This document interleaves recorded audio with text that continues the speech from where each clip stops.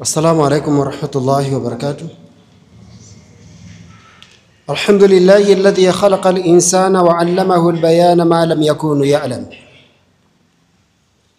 وأرسل الرسل إلى الجن والإنس ليوحدوا الله تعالى ويعبده ولا يشرك به شيئا، ويخرجهم من الظلمات الضلال وجهالات إلى النور المعرفة وتوحيد الله الواحد القهار. وأشهد أن لا إله إلا الله المنفرد بالوحدانية والعبادة في السماوات والأرض. وأشهد أن محمدًا عبده ورسوله الذي بين لنا ما فرض الله علينا من الفرائض والعبادات، وبين لنا الحلال والحرام وطرق السعادات، وحذرنا من السلوك طرق الشقاوة، وهدانا إلى صراط المستقيم. صلى الله وسلم عليه وعلى آله وأصحابه ومن تبعهم بإحسان إلى يوم الزحام. أما بعد، أحبابي، أوصيكم ونفسي بتقوى الله، إنه قد فاز المتقون، حيث يقول جل سبحانه وسبحانه في محكم تنزيل بعد أعوذ بالله من الشيطان الرجيم: بسم الله الرحمن الرحيم. وما محمد إلا رسول الله، وما محمد إلا الرسول قد خلت من قبله الرسل إلى آخر الآية. وقال حبيبنا مرتضى صلى الله عليه وسلم: الدين النصيحة.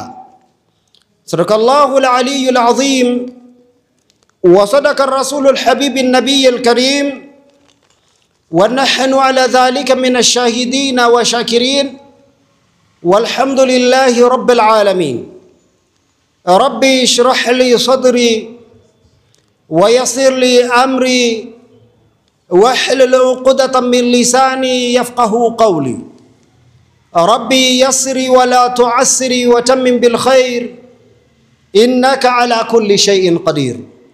أحبابي وأحباب الرسول صلى الله عليه وسلم، wapenzi na wapenzi wa Bwana Mtume, rehma na amani zimfikie yeye.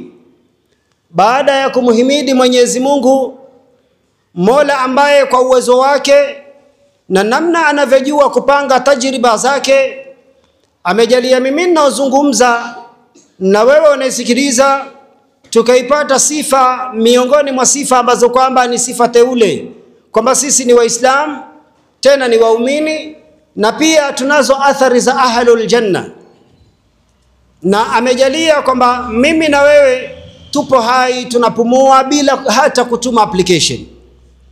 Wakadhalika nimezituma swala na rambirambi kumlekezea mtukufu wa daraja Bwana mkubwa Muhammadun sallallahu alayhi wasallam, mtume ambaye baada ya Allah subhanahu wa ta'ala kumleta katika ulimwengu kama hunu, ndo tumekwenda kuzizoa sifa, nasi tunaitwa ni Waislamu, tena tuko chini ya raya ya mtume mtukufu. Na kadhalika sikuacha, bali nimeihusia nafsi yangu pamoja nanyi katika suala zima la kumcha Allah subhanahu wa ta'ala, kwani kwa kufanya hivyo tutakwenda kuipata hadath ya kwamba na sisi mikononi tumeshikilia funguo za peponi. Ama baada ya haya, aliyauma, leo hii tutakwenda kuzungumzia, au kuna suala tutakwenda kujiuliza, na naomba mimi na wewe sote tuwe miongoni mwa hao wanaojiuliza swali kama hili.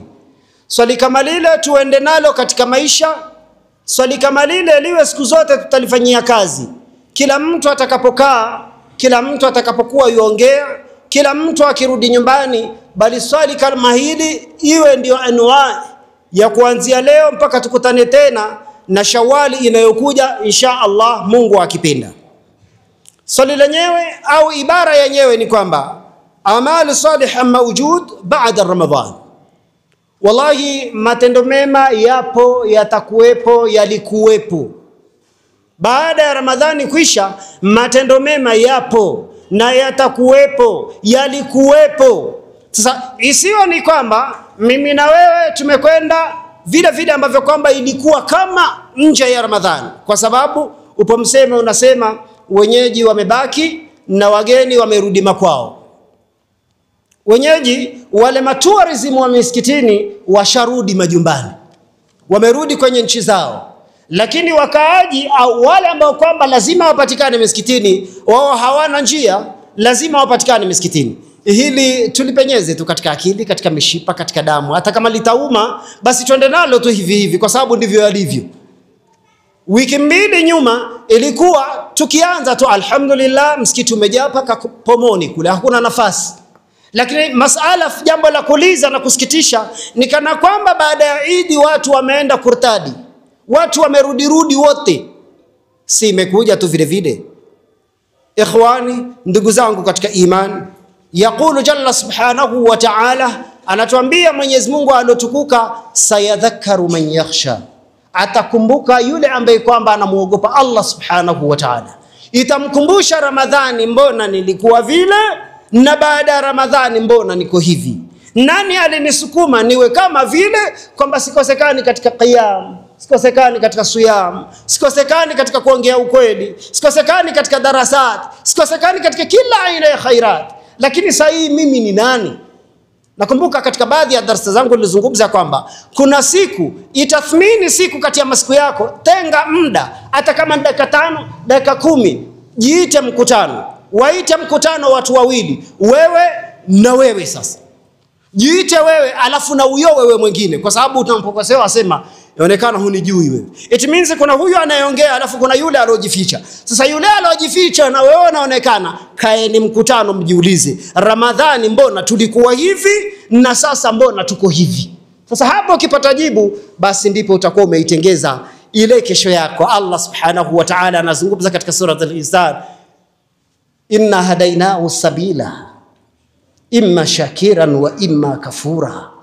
Hakika zimeandaliwa ndia mbili, imma shakira, iwe Ramadhani alikuwa mwanafunzi, ulikuwa mwanafunzi mzuri, ulikuwa mwenye kumtii Allah subhanahu wa ta'ala vizuri. Baada ya Eid ukagraduate katika chuo kile, ukawa wewe umekomaa na umeshikamana na toa, ukawa uko sawa sawa vile vile kidete, basi hapo moja kwa moja umefaulu, na moja kwa moja wewe ni uandaliwe tu uende kazini direct. Ama wewe ulizembea, ikiisha Ramadhani tunarudi maskani tu, tunarudi kwenye msemo wetu kwamba wageni wameshaamua kubeba mizigo na magari yako bandarini, wengine wako airport, watu wanasafiri wakisafiri, kwa sababu wiki mbili sasa hii kuna wale ambao kwamba bado wana ile ladha ya Ramadhani. Tuyaache hayo. Ayuha nas, enyi watu, inna Allah tabaraka wa taala, hakika Mwenyezi Mungu alotukuka, faradha faraidh, amefaradhisha mambo fulani.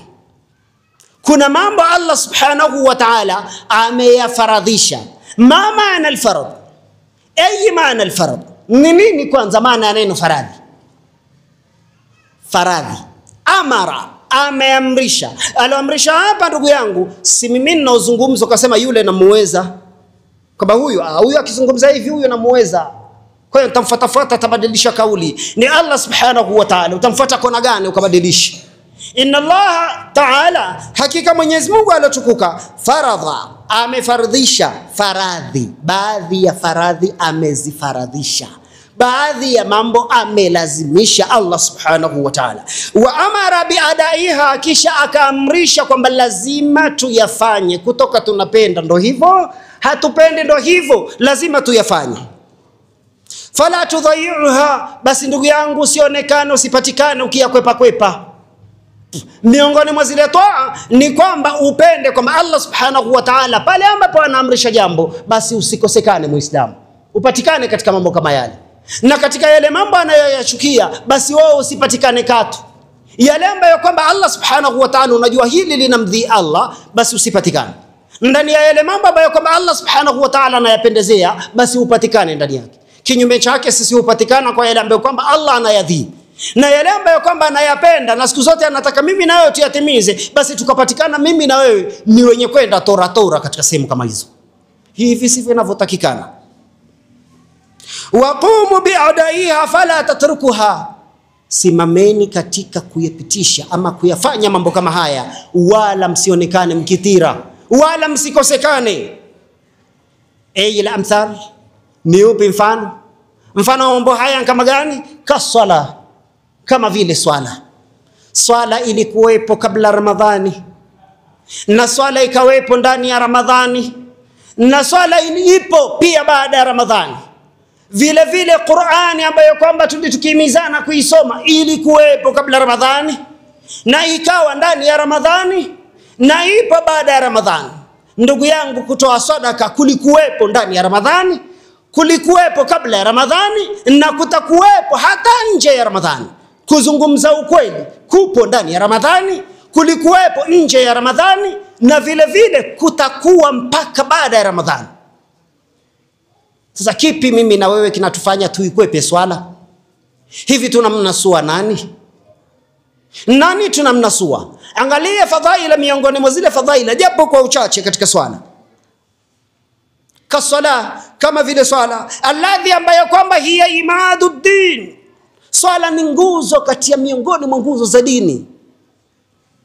Ukiulizwa nguzo za Uislamu ngapi, kwanza mwenyewe utazungumza tu kwa raha, alafu pale ndani utazungumza wewe hata bila kufasiwa. Wa iqami swala, na kusimamisha, si ati kuswali. Wa iqami swala, na kusimamisha swala. Sikuwakuta watu wanaswali alafu kanadi ukiwa katika uko nje ukamnadia imamu kwa hapo hapo mlipofika simameni. Hapana. Fi'lu salawat al-khamis, kuziswali swala tano. Kuziswali swala tano ni nguzo kati ya nguzo za dini. Yule ambaye kwamba anazikwepa kwepa, huyu ameivunja dini. As-salatu imaduddin, faman aqamaha faqad aqama ad-din, wa man tarakaha faqad hadama ad-din, la hila la. Hakuna hila. Swala ni nguzo ya dini. Kwa yule anayesimamisha basi kaisimamisha dini, na yule ambaye kwamba atakuwa akiitira ni mwenye kuikwepa, basi ajue moja kwa moja ameivunja dini. Kashika nyundo, kashika gogono, anavunjilia mbali dini. Na ndo sisi. Ulikuwa ukipatikana hapo unataka kufinyana na imamu kwenye mimbar, unafinyana na imamu katika kibla, pia wewe ujulikane kwamba sura al-Fatiha unaweza isoma ukiwa free, pua hujaifinya lakini una sauti kanyuki. Lakini baada ya Ramadhani ndio umechukua mikoba yote ukwenda zako. Sasa je, tulitukiswali kwa ajili ya Ramadhani? Tulitukifunga baada ya Ramadhani? Angalia Allah subhanahu wa ta'ala anazungumza maneno ambayo kwamba anamfundisha mtume wake. Anatuambia saumu bora ni saumu ya Daud, ambaye kwamba alikuwa akifuturu leo na kesho hufunga tena. Ilikuwa haijalishi kuna Ramadhani wala nini, leo anafunga kesho hufunga tena. Leo amekula kesho atafunga, kesho kutwa anakula mtondo anafunga. Kwani sisi hatuna asbabu za kutufanya tufunge hivi? Bwana Mtume sallallahu alaihi wasallam, kati ya wale ambao kwamba ni umri wetu, umri wangu, Bwana Mtume sallallahu alaihi wasallam anatuita, anasema ya mashara al-shabab, enyi mabarobaro, man istata'a minkum al-ba'a falyatazawwaj. Yule ambaye kwamba anaweza misukosuko ya kukaa na mwanamke basi aoe, na yule ambaye kwamba hawezi, cha kwanza tu Bwana Mtume akasema afunge, kwa sababu hiyo funga itakuwa ngao yale majaribu. Hebu angalia katika Ramadhani, ukimuona mwanamke anapita, wenyewe mnajua astaghfirullah astaghfirullah, shangalia chini. Sasa basi funga katika maisha yako hiyo astaghfirullah astaghfirullah saa zote. Mbona unakwepa? Kwani kulikuwa kuna nini katika Ramadhani? Na ndani ya Ramadhani kuna nini? Ule ukimuona ndani ya Ramadhani ndo huyu unayemuona ndani ya Ramadhani. Yale mapito uliokuwa ukipita ndani ya Ramadhani na ukajizuia nayo, ndo yale mapito ambayo kwamba unayapata ukiwa nje ya Ramadhani. Mbona kwamba tulikuwa tuko jela tu siku 29 au 30, baadaye kuachiliwa kweli. Baadaye ndo mbwa ameachiliwa kweli. Chochote kinachopita mzungu kubeba tu. Utakujua unadara kudara tu. Sikudara tu, macho unaangalia na pia comments utaweka. Mwenyezi Mungu Subhanahu wa Ta'ala ameamrisha mambo na ni lazima mimi na wewe kuyafanya. Miongoni mwa hayo ni swala. Miongoni mwa hayo ni swala. Allah Subhanahu wa Ta'ala anazungumza ndani ya Qur'an, anasema inna salati tanha anil fahsha'i wal munkar. Hakika swala inamkataza mtu ufuska na mambo ya munkar. Je, kweli sisi tumejifungamanisha na swala? Ukitaka kuijua kweli swala imemtengeza na iswali yule anayeswali, basi huyu mtu ukwazika kutokamana na mambo yote machafu, alafu na mambo yote ya munkar. Kujiona kwamba bado unaswali na unazini, ni kwamba bado tunapiga mazoezi. Unaswali lakini bado umbea, wewe bado unapiga mazoezi. Unaswali, wewe ni mnafik, mzabidhabina, mzandiq, mlariba, bado unapiga mazoezi. Huwa nina swali hapa kubwa, tena naliandika na wino wa shaba. Hivi wewe umeajiriwa kwenye club miaka 17, kila siku unapiga mazoezi tu, haupangwi kwenye first 11, ungesikiaje? Usiende kwenye vilabu, kwenu nyumbani, home ground, wenyewe wanasema hivi, home ground, miaka nenda miaka rudi unapiga mazoezi, ungesikiaje? Mbona unasema kutoka ubali mpaka leo mimi sijaacha swala bwana, lakini unapiga mazoezi? Unaswali hapa lakini nje kuna promise umeweka huko. Hii ni mazoezi? Tuambiane tu kweli. Kama itakuwa chuki baada ya hapa, basi baada ya miaka uenda ikatutengeza. Mbona unapiga mazoezi? Amefika pale nje anaandika message, tuongee nikitoka. Naingia mosque, anaambia kimada. Sasa unakuja mazoezi hapa, unakuja gym. Jamani, swala gym kasalati kama vile swala. Na ilizungumza swala kwa sababu swala ni ngao mzuri ambayo kwamba inamzuia kila mmoja kutokana na tabia zake, inambadilisha. Swala ni ile ambayo kwamba humbadilisha na yeye swali. Je, mimi ndo yeye anayebadilishwa ni swala? Hilo ndo swali ujiulize. Je, swala yangu inanibadilisha au mimi ninaibadilisha? Kwamba mwanzo ulikuwa ukipiga 15 minutes salatul fajr raka 2, lakini namna ulivyokuwa qualified sasa unaipiga 5 minutes. Swala umeibadilisha wewe. Swala umebadilisha. Yani unaswali kuwaonyesha watu kwamba labda kukija sadaka imamu akukumbuke wewe ni ratibu wa hapa msikitini. Lakini huswali kwamba una imani kwa Allah aweze kukubadilisha kasalati kama vile swala. Swala ambayo kwamba ni nguzo ya dini, wa nuru samawati wal ardh, na ni mwangaza wako, ni nuru yako mbinguni na ardhini. Swala hii unaifanya mchezo. Kisha wa zakat, na vile vile zaka, allati ambayo kwamba hiya tahurul anfus, huisafisha nafsi yake mwanadamu wakati anapojipamba na sifa ya kutoa. Mwanadamu yule nafsi yake huwa safi, na vile vile mwili wake huanda ukawa mzuri. Haya yote ni yale ambayo kwamba Allah subhanahu wa ta'ala anapenda mimi na wewe tujifungamanishe nayo. Ayuha nas, enyi watu, ilam, tambueni ya kwamba anna alamatul qabuli siyam Ramadhan, kwamba alama, dalili zinazoonyesha kwamba funga zako zimekwenda.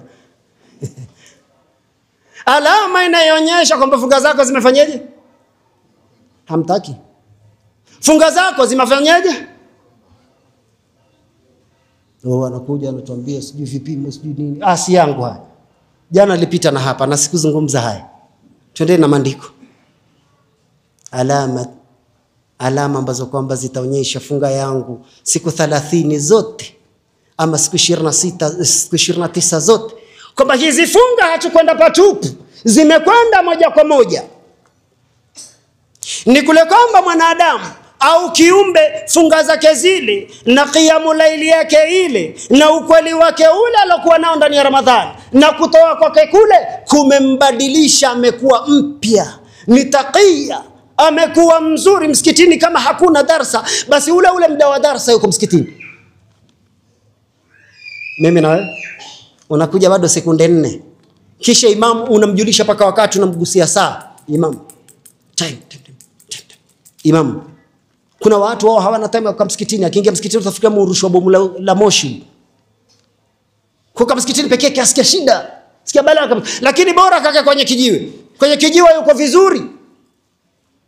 Kuna kutaka kuzijua kwamba funga zetu zimekwenda, ni kwamba mwanadamu hali yake hubadilika, huwa mzuri baada ya Ramadhani. Vile vile alivyokuwa Ramadhani ni mzuri, anawahi saa zote unampata yuko katika kusoma Qur'an, sunna zile, adhkar, yuko vile vile amebadilika.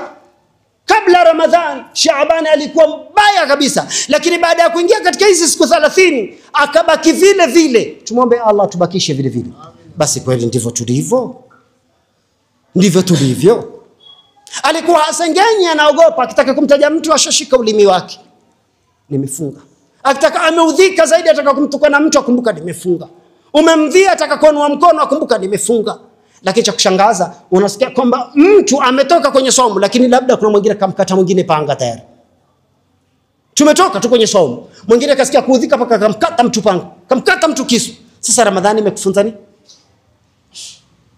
Kwamba ulikuwa takia, si kwamba tukuangalie ndani ya Ramadhani, tukuangalie baada ya Ramadhani.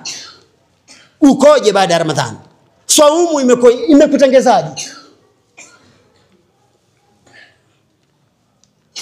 Mtu yule anakuwa mzuri baada ya Ramadhani, mimma kana alayhi qabl, anakuwa mpya tofauti na vile alivyokuwa. Akitoka katika Ramadhani anakuwa tofauti na Shaabani alivyokuwa. Ramadhani imemuimarisha, amekuwa vizuri. Lakini siku ile tumechanga, siku ile kuna kreti mzima inatusubiri. Siku ile tushatengeza ni sehemu gani tutakutana. Kuna mwingine anastaghfirullah, labda anasema baada ya 6 tutafanya hivi. Tufagie bwana, tuchape raha bwana. Raha unaichapa, alafu ikitamkana ndio raha tuichape, ikitamkana inakuwaje? Qala al-Imam Rajab rahimahullah, anasema huyu imam, alamati at-ta'a ama alamati al-qabul at-ta'a, alama ya kuonyesha kule kumtii Allah subhanahu wa ta'ala katika Ramadhani yako, katika zile funga zako, kwamba imekubaliwa. Wewe si pretender. Wala ukiangalia kiurefu, si kwamba wote wale, si ati wale wanaonekana ndani ya TV wote ndio ni wasanii. Hata mimi na wewe tunaweza kuwa wasanii. Unakuja hapa ukiswali tu ile ni kama muda bwana. Siposwali wataniambiaje bwana? Mimi naitwa Masudi bwana. Masudi kiletwa hilo jina, bado hiyo ni Ibn Mas'ud bwana. Sisi ndio marawi bwana. Utakuwaje kama sitaswali bwana? Kile ukisoma hadithi utapata sisi Ibn Mas'ud. Sasa siposwali utakuwaje? Na alama ya kwamba utakubaliwa kutokamana na toa zako zilizokuwa zikionekana ni kule kwamba mja atabaki ndani ya toa vile vile. Kinyume chake ni mja kujitoa katika toa na kujiingiza katika uovu mzima. Je, ukijiangalia uliacha Ijumaa mpaka Ijumaa, sasa hivi wanakwenda Ijumaa mpaka Ijumaa, kisha watakwenda hivyo mpaka alafu mkeka utaungua pale ambapo ile sema alikuwa kiswali itaungua, atakuja Idi mpaka Idi. Na hivi ndivyo tulivyo. Si tuambiane, tusipende kupakana rangi. Mimi siku zote wasema, siji nikakwambia wewe bwana una sifa zote za peponi, hii sijida hii namna inavyomemetuka ya peponi. Hapana. Tuache haya tulionayo kwanza. Usiswali mazoea, swali kama sheria. Swali kumridhia Allah, fanya kumridhisha Allah. Leo hii nitakwenda kuipiga mfano Ramadhan na aya ambayo kwamba inapatikana ndani ya surat Al-Imran. Aya namba 144. Mda Allah subhanahu wa ta'ala alivyozungumza maneno haya, ndio mimi na wewe namna tunavyoiaga Ramadhani. Tukio hili ni tukio ambalo kwamba lilitokea, laiti masahaba wangekuwa watepetevu, Uislamu usingefika kwetu. Tarehe 8 mwezi wa 11, tarehe 8 mwezi wa 3 mwaka wa 11 after hijra. Tarehe 11 na tarehe 12. Hizi siku tatu laiti utazikumbuka vizuri. Laiti maswahaba wangekuwa watepetevu, mimi na wewe tungeukosa Uislamu. Siku ambayo kwamba bwana Mtume sallallahu alaihi wasallam for the first time anaikosa salatul maghrib kwa sababu anaumwa. Siku ya pili tarehe 11 ambayo Mtume sallallahu alaihi wasallam maradhi yamemwangema mpaka akaamua kuachilia watumwa wake, akatoa sadaka kwamba ndo ni basi hivi. Siku ya mwisho ya 12 Jumatatu hii bwana Mtume sallallahu alaihi wasallam anachana na ulimwengu, anakufa. Maswahaba wakadahari, watu wote wameshtuka. Lakini mimi na wewe ni Ramadhani inatuacha, tulishtuka. Tunaambia maswahaba walikilia Ramadhani, wakijua Ramadhani inakwenda wanalia. Watu ndani ya msikiti muadda ya Ramadhani, watu wanalia. Sasa jiulize, huyu anayezungumza alilia na wewe unamsikiliza ulilia? Ulilia? Tunakwama wapi? Tumechelewa wapi katika kufikiria? Maswahaba siku hii watu wote, kila mtu amemaka. Watu wakakaa katika ukumbi, watu wanaulizana itakuwaje? Itakuwaje Mtume ametuacha? Hivi mimi na wewe tuliulizana itakuwaje Ramadhani imeisha? Mwezi ambao kwamba dua mustajaba, dhambu maghfur, dua zinakubaliwa direct, dhambi zinasamehewa, naumu ibada, kulala tu msikitini ni unaandikiwa thawabu, ni ibada. Mwezi huo ndo unaisha, unasherekea. Umechelewa wapi? Mwezi huu ambao kwamba rakaa zako 2 au 3 ukazipata usiku, umesimama lillah, unasamehewa madhambi yako uliokuwa umeyatanguliza, unaisha, ndio wewe unasherekea. Bali wengine wakaibeba tofauti kwamba mwezi huu umeisha, ndo na mimi ni basi msikitini. Mimi na msikiti, acha ibaki kuwa story. Wenyewe wanasema hivyo. Lakini Allah subhanahu wa ta'ala anatuambia ndani ya Qur'an katika aya ambayo kwamba nimekwambia namba yake 144 ndani ya Al-Imran, Allah anasema wama Muhammadun illa rasulu, hakuwa Muhammad isipokuwa alikuwa mtume tu. Haikuwa Ramadhani ndugu yangu isipokuwa ni mwezi tu miongoni mwa miezi. Kwani Allah anatuambia inna iddatash shuhuri inda Allah 12 shahra, miezi inayopatikana kule kwake Allah subhanahu wa ta'ala ni miezi 12. Miongoni mwa hiyo miezi kuna Ramadhani ni mmoja tu.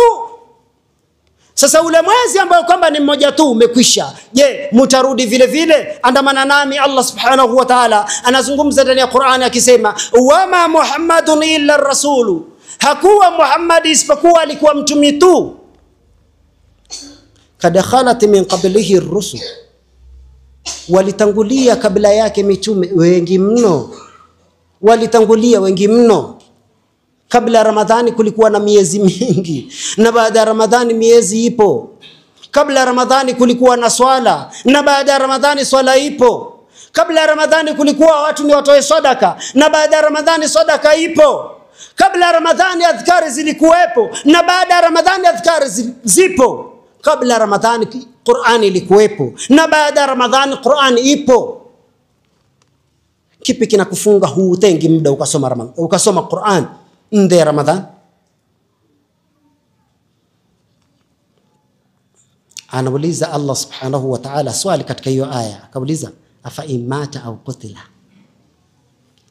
hivi pengine Muhammad akifa au akiuawa, inqalabtum ala aqabikum, mtarudi nyuma ya visigino vyenu, mtarudi kule mlikokuwa, mtarudi vijiweni hivi baada ya Ramadhani kuisha? Kwa sababu kabla Ramadhani wakuomba kanzu aliomba kanzu,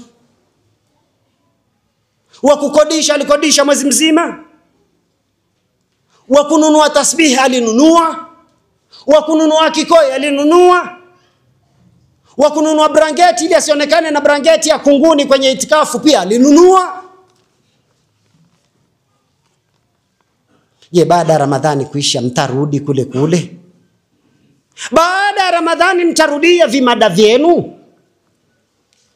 Baada ya Ramadhani mtarudi katika zile tabia? Kwa sababu kinachotakikana ni uwe mpya baada ya Ramadhani. Ama wewe ndio unaambiana tena, hebu tuanze fresh. My dear sweetie, tuanze vizuri. Tuanze vizuri. Ngoja tulikuwa katika kifungo bwana. Sasa tuanze fresh. Mimi ni mpya sasa, nimebadilika, si unaona? Ujue funga pia hazijatubadilisha. Bwana Mtume sallallahu alaihi wasallam anasema nini? Sumu, fungeni ili mpate afya. Fungeni muande. Ndio mimi na wewe. Wewe umefunga hata box yenyewe inaanguka baada ya Ramadhani. Sasa natija ya somo imepatikana. Umefunga kanzu, ukivaa kanzu iko kivyake na uko kivyako. Tafikiri imevaliwa kwenye mti. Sio malengo ya somo. Kule mwisho la'allakum tattaqun, katika ile aya Allah anasema ili mpate ucha Mungu. Je, sisi tuliupata ucha Mungu ndani ya somo? Ulirudi uko vile vile, yani uko vile vile. Uko vile tena, basi ulizidi, ulikuja na spidi mzuri. Allah subhanahu wa ta'ala anasema basi atakayerudi katika zile zama zake hata mdhuru Mwenyezi Mungu na chochote. Hivyo ukaswali Mungu bado ni Mungu, usiposali Mungu bado ni Mungu vile vile. Isipokuwa ukipinda sheria zake anakuahidi atakuadhibu tu. Hebu tuende zetu katika hadithi tuone katika ile funga kuna uzito gani ili tumalizie. Hadithi ambayo kwamba imetokamana na Abdullah bin Mas'ud radhiyallahu anhu. Asema sa'altu nabii sallallahu alayhi wasallam, asema mimi mwenyewe nilimuuliza mtume rehma na amani zimfikie, ay a'mal ahabbu ila Allah, ni amali gani pendezao zaidi kwa Allah subhanahu wa ta'ala? Qala, mtume akasema as-salatu ala waqtiha, Ni swala inayoswaliwa ikhwani, ni swala inayoswaliwa kwa wakati wake. Akauliza tena thumma kisha nini? Akaambiwa birrul walidain, kuwatendea vyema wazazi wawili. Hivyo swala kwa wakati wake ndani ya Ramadhani ilikuwa, na swala kwa wakati wake kabla ya Ramadhani ilikuwa, na swala kwa wakati wake mpaka sasa ipo. Birrul walidain, kujifanya unamzibaziba yule mama au baba, unaenda kufuturu kwake mwezi mzima, paka dakika hii kumtendea wema ipo. Kumtendea wema mzazi ipo. Si kwamba haya kwa heri mumemalizana baada ya sikukuu. Ipo, bado ipo. Qultu thumma asema nikamuuliza tena kisha nini? Akasema ajihadu fi sabilillah, kufanya juhudi kwa ajili ya Allah subhanahu wa ta'ala. Nitatafsiri kidogo japo kidogo kwa sababu muda umeisha. Nitatafsiri japo kidogo kutokamana na neno ajihadu fi sabilillah. Ndani ya saumu linaingilia na wapi? Wali muslim, na kwa muslim anasema mathalul jihad fi sabilillah, mfano wa mtu kufanya juhudi kwa ajili ya Allah subhanahu wa ta'ala. Wallahu alam biman yujahidu fi sabilillah, Mwenyezi Mungu anamjua yule ambaye kwamba anafanya yote anayoyafanya kwa ajili yake. Akapiga mfano wa direct akasema qasaim qaim, kama mfano wa yule mtu aliyefunga na akasimama kidete, habadiliki tena. Amefunga, baada ya kufunga yuko vile vile. Mtu huyu anazipata thawabu mzuri. Watawakkal Allahu lilmujahid fi sabilihi, na akawa ni mwenye kutawakkali yule anayefanya juhudi, anayefanya jihadi kwa ajili ya Allah subhanahu wa ta'ala. Bwana Mtume anasema mtu akifa kwenye mwendo huu baada ya Ramadhani, umefunga, hebu angalia jihadi uliyopigana Ramadhani. Maji unayapita tu mitungi, hiyo ni jihad. Mitungi unaipita tu, mkeo unampita tu, ukiona vile vitu vyetu, subhanallah, shangalia chini, ni jihad. Nafsi unapigana nayo, unataka kudanganya ili upate angalau, subhanallah, unaamua kuzungumza ukweli, unaangalia, ni jihad, unapigana na nafsi yako. Angalia for 30 days, 30 good days umekuwa hivi. Na siku zote kabla ulale unakuja unaswali tarawih, ukimaliza unaenda kulala ukiwa msafi, bali unalala paka itikafu, bali unasimama paka tahajjud. Umefanya jihadi for 30 days. Basi mwenye kufanya bidii kama hizi na akawa anamtegemea Allah subhanahu wa ta'ala, baada ya Ramadhani bado ni mzima, Bwana Mtume anasema basi mtu akafa kwenye njia hiyo, Allah anaahidi atamuingiza peponi. Atamuingiza peponi.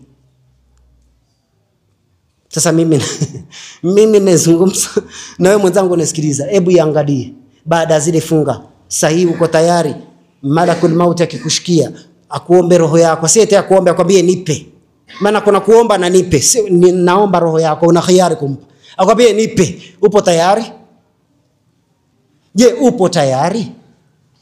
Kwa sababu ni jana tu, wiki ni ya pili tu, hujavurunda vile, wiki ni ya pili. Je, uko radhi kwamba roho iende? Ndugu zangu katika imani, huo ni uchache tu wa mtu mwenye kufanya jihadi kwa ajili ya Allah subhanahu wa ta'ala, mwenye kupigana na nafsi yake. Kwa sababu Bwana Mtume sallallahu alaihi wasallam after vita vyote akawaambia masahaba, tumemaliza vita vyote, lakini vita ambavyo kwamba viko mbele yetu vile ndio vita vigumu zaidi ya vyote. Masahaba wakapiga kelele, vita vipi vigumu? Kuna watu bibi zao wamebaki wakiwa wajane, kuna watoto wamebaki wakiwa mayatima, kuna watu wamepoteza macho, wengine ni viwete. Ya Rasulullah, unatuambia kuna vita zaidi ya hivyo? Akasema naam. Akaulizwa ni vipi? Akasema jihadun nafsi, ni mtu kupigana na hii nafsi yake, na uliweza kupigana nayo mwezi mzima.